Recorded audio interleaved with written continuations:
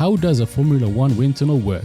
We were invited to the Toyota Gazoo Racing factory in Cologne, where we got an exclusive look behind the scenes at the wind tunnel where McLaren, among others, tested their F1 cars. Don't forget to subscribe to this channel and sit back, because this is how a Formula 1 wind tunnel works.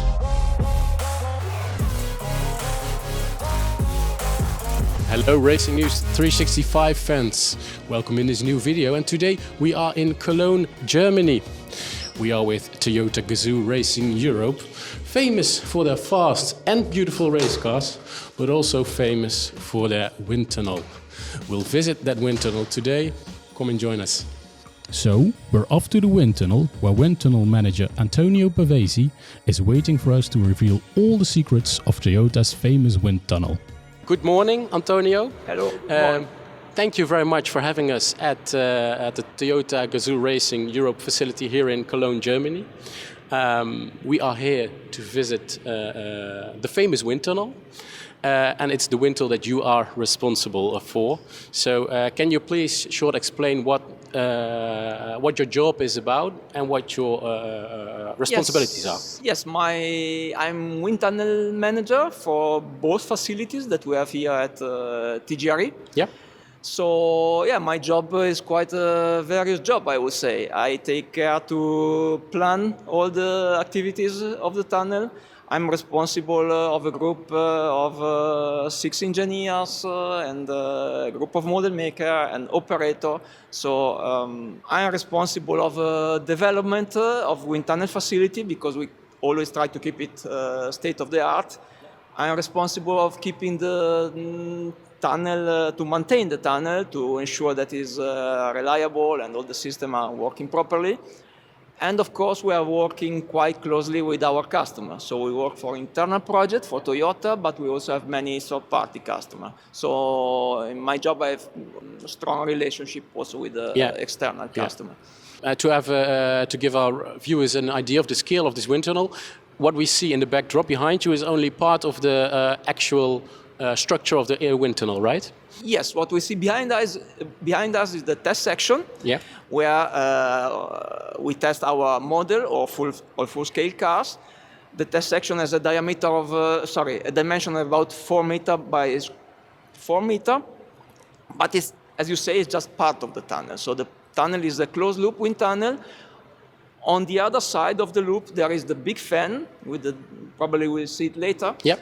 And with a diameter of 6 meters that is used to accelerate the air for the wind tunnel. This is the tunnel that can be used for full-scale cars, actually. Yes, the main difference between the two tunnels is that this one can be used for full-scale car. And for this reason, you will see also that the walls of the tunnel are slotted, while in the other tunnel, the walls are completely closed. And this is to reduce the blockage effect of a full-scale car that obviously is bigger than a model. Yeah. And you already said that you're working for Toyota Gazoo Racing, of course. Yeah. But you also work with customers. In the past, McLaren has been a famous one. Yes. Can you talk with us about that for a little bit? How does this relationship, how do you manage these? And how do they contact you to begin with? McLaren contacted us it was 2010 when Toyota stopped with the Formula 1 program. Of course, it was known that our wind tunnel was a state-of-the-art wind tunnel for Formula 1, so there were many Formula 1 teams interested to see our tunnel and eventually to test in our tunnel. So McLaren contacted us in 2010. And yes, at the beginning they came here for some trial session. They, of course, they've seen our system, and basically they decided to come testing here. And it was a very long cooperation, because it ended in summer last year. Yeah. So it was a very good relationship with McLaren, and of course it has been sad to lose such an important customer. Yeah. But yes, life goes on. Does it harm Toyota in any way, them leaving, maybe financially or so? Of course, there was some worry, because it was the second tunnel was almost exclusively for McLaren. Okay, but luckily, we managed to replace McLaren with other projects. So now the second tunnel is also fully busy at the end. So there have been some months where we didn't know exactly what would happen. Yeah. But luckily we have been able to keep busy also the other tunnels. Yeah. At the moment. You said that you luckily found new customers. One of those has been revealed as being Andretti F1 Yes. team. Yeah. Can you tell us something about when they contacted you for this purpose? Yes, they contact us in I don't remember exactly, I think middle of last year. Yeah. So at the end, we built a model for them. Yeah. A Formula One model has been built here, and already in the last month of 2023, they start testing in our wind tunnel number 2. And now they are actually testing in our wind tunnel. So it's Is that common for the way you work, that you make the models for the customer? yes, it's common, but there are customers that they come with their model. Okay. There are customers that ask us to design and to produce a model for them. We can do both. So we have a team of model makers that can build model, can execute tests in the tunnel. Obviously, they do for our projects like the Le Mans car, but we can do it also for customers, and we do it quite regularly. We walked around the wind tunnel for a bit already, and you told us that this allows for one-to-one scale cars, models, or actual cars. What is the benefit of using a wind tunnel over the use of, for example, CFD? There have been big discussion if one day wind tunnel will stop to be useful and will be completely replaced by CFD, but I think it's shown that this is still not possible, and I don't think it will be possible also in the near future. First of all, you need the wind tunnel to calibrate your CFD tool, because CFD results are based on theory, but at the end you need to prove the theory and you need to calibrate your CFD tool, and this can be done only in the wind tunnel. So at the end what you want to see is that the results given by CFD are the same that are in the tunnel. And then of course CFD is a very powerful tool to develop concept, of course, but at the end, when you go to the accuracy of the detail, you still need the tunnel. And at the end, the tunnel is you must always have a correlation from CFD to the full-scale car on the track, but in the middle you always have the tunnel, because there you have the steady condition and you can really prove that your work in CFD is correlating. It's a popular word, isn't it, in motor racing, correlation? Yeah, correlation it's a bit our, as wind tunnel group, is a bit our nightmare, because it can be daunting, I can imagine. Because when there is a problem on the car, when something on the car on the track doesn't work as they expect, the first thing is the correlation. We have a bad correlation between tunnel and the reality. And then the question comes, why? Where is the problem? Is it the tunnel itself? Something is not working properly? Is it on the car, the formation of parts or things like that? So, but yes, basically correlation is a word that I hear quite often. Were there cases that customers came back to you saying, well, the correlation isn't all that good, so our relationship ends here? No. It's always being solved. Yes, of course. No, this never was so bad, but of course there were cases that they were having correlation problem, and then we had to start quite difficult investigation, because sometimes you really need to analyze all the data to try to understand if the problem is coming from the tunnel and where. So. And as always, the devil is probably in the details. Of course. With having multiple customers, how do you maintain confidentiality between those parties? Is that just a matter of removing the right USB stick, or I can imagine big safety measures are in place? Yes, so USB stick is something that doesn't exist anymore, also because of our safety rules from Toyota.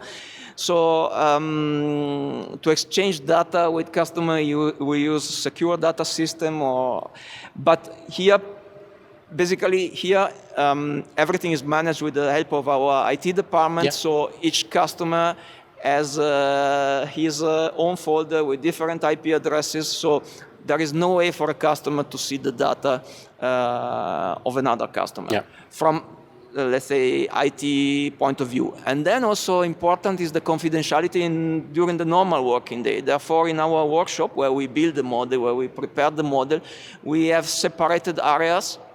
We have the possibility to have here even 2 or even 3 different customers at the same time, but in a way that they don't meet each other. They don't see one customer cannot see the model of the other customer, and everything is regulated by badge. So you set the rights of the doors and these kind of things. So it's a very, very crucial point, confidentiality. Yeah, and the wind tunnel has been in place for a little over 2 decades now, so that would probably mean that the F1 cars would have been in this place as well, right?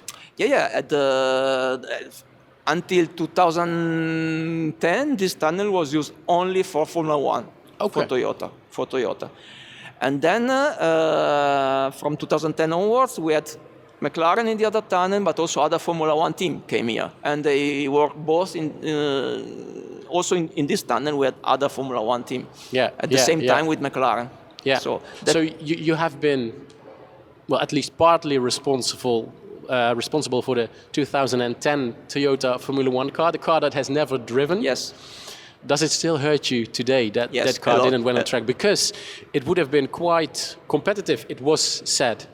Yes, we were quite sure. The result in the tunnel were looking really, really a big step compared to the 2009 car that was already a good car that did podiums and some pole position and things like that. So, it has been said. But I must say that then the Le Mans, the WC project is really an exciting one. I was really liking, it's different, but I was really liking a lot also the new project. And I also like to work with multiple customers, with third-party customers, so make my job more various compared to the Formula One. Formula One was nice to have this one race every week, and you see this. But now it's, from a technical point of view, it's probably maybe more challenging now than at the Formula One time. Winning all the championship in WEC, did that make up a little bit for the failed F1 project? Yes. Or don't you consider it a failed project? At the end, I consider that it was not, it failed because we didn't win, but I think we had everything to win. So this is disappointing that we didn't manage to win, even if everything was there to win. And of course, the Le Mans has been, winning all these Le Mans has been a big satisfaction for us, but it has been a process that took long. So we had some hard time before to arrive there.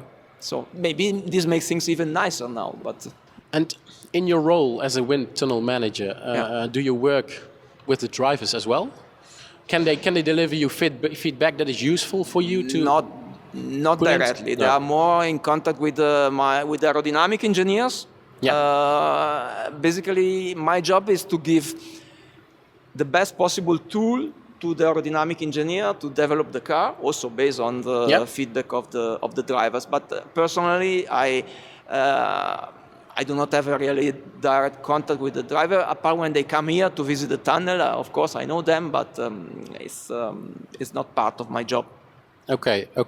And talking about this wind tunnel particularly, how advanced is it, and is it suitable to use for years to come, or does it at some point need an update? Or no, of course we update the tunnel every year. Every year we have a certain budget that we plan for tunnel update, and to keep it state of the art for Formula One level, but also.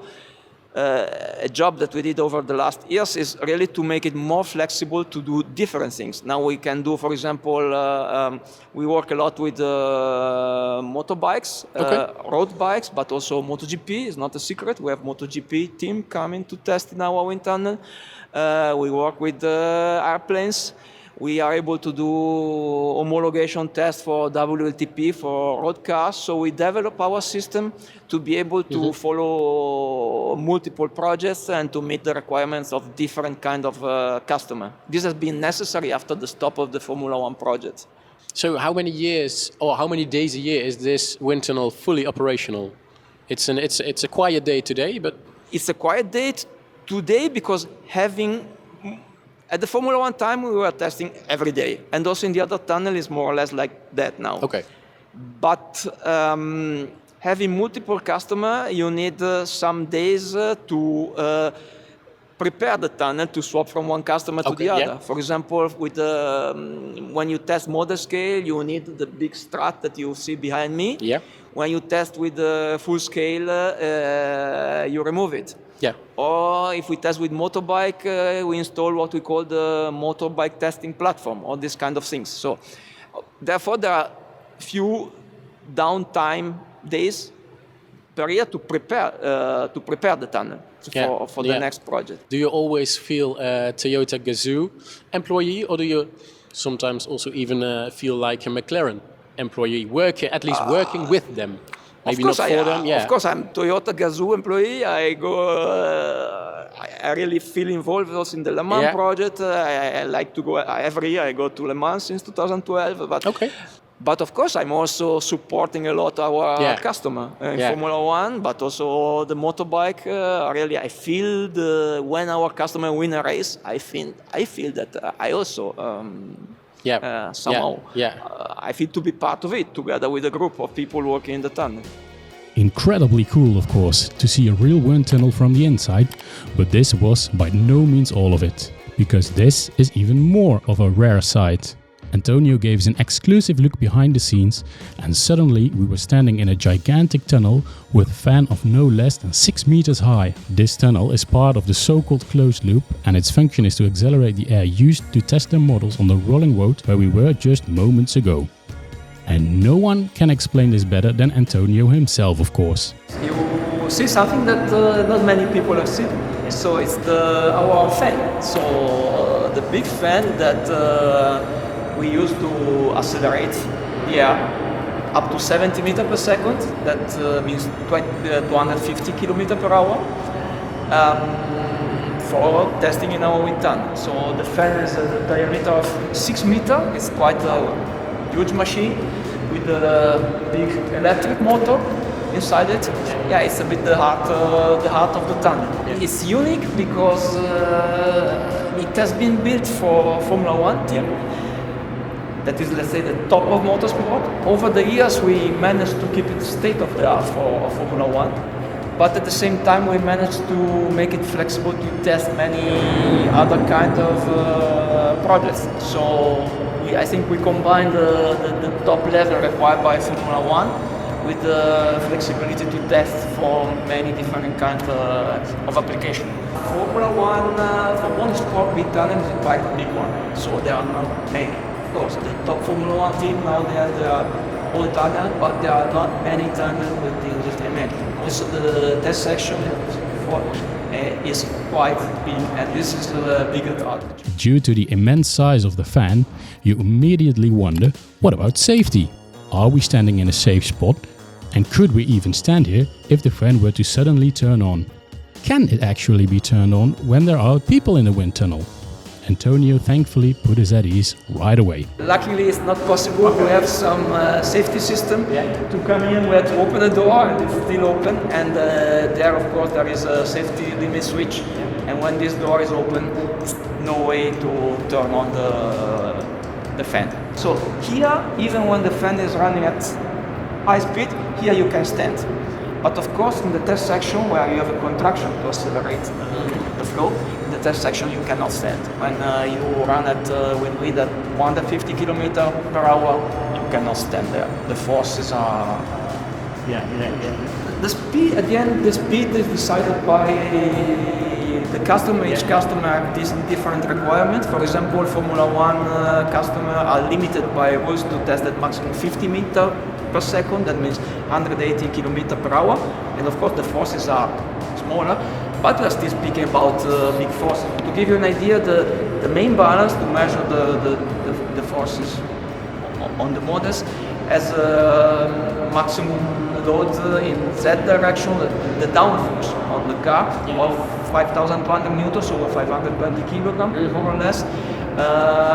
Also the drag, the force in X direction is 250 kilograms, the maximum for the main balance, but the maximum for the mid can be even more, depend also on what is done. The gap between the blades of the fan and the structure of the tunnel is very small. I'm speaking about less than 1 centimeter, and this is critical. Therefore, you can imagine if one of the blades will touch the metal, the structure, you will have a big disaster. It will destroy everything. So this is one of the critical things. Therefore, on monthly basis we do a maintenance, and this is one of the things that we always check: the gap between the blades and the tunnel.